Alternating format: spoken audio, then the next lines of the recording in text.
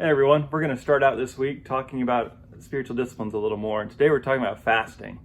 Now, many of us are kind of familiar with this practice. We know what it is, right? To skip a meal in order to pray or something like that. But I'm going to guess that most of us don't make it a constant habit. I mean, I don't know about you, but I like to eat, so I don't want to skip any meals. Now, if I'm being generous, you might say the reason we don't fast is because there are some warnings about doing it the wrong way. In places like Isaiah 53 or even Jesus in Matthew 6. He's saying there that don't do this to earn holiness points, right? That doesn't impress God. None of the spiritual disciplines do that. And we should be asking, if you're going to fast, who are you fasting for?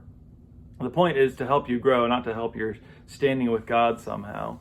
But to me, the core of what fasting is about, it's letting go of an appetite in order to desire God more fully.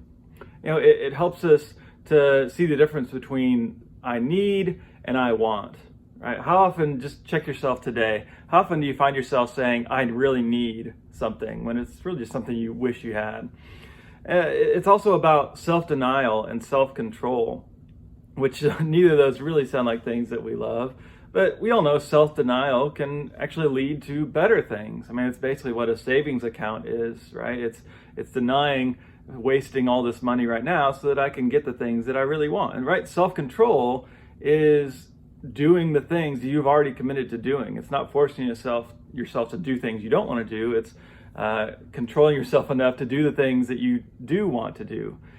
But it's very countercultural in a world that always says, just treat yourself. So we have to learn to ask, what is nourishing for the soul and what's just spiritual junk food? If your God is your belly, fasting is going to make it mad. It reveals how much our appetites and desires control us. We're not in control of them at all.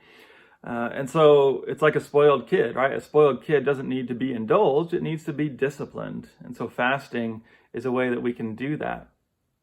And also giving up a real need, right? We do need to eat.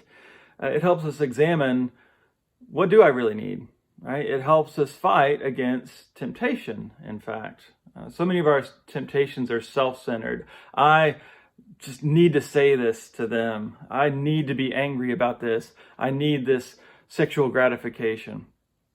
And so the practice of fasting, when we do this small self-denial on something that's kind of neutral, it helps us when we need true self-denial for something that would be harmful or destructive.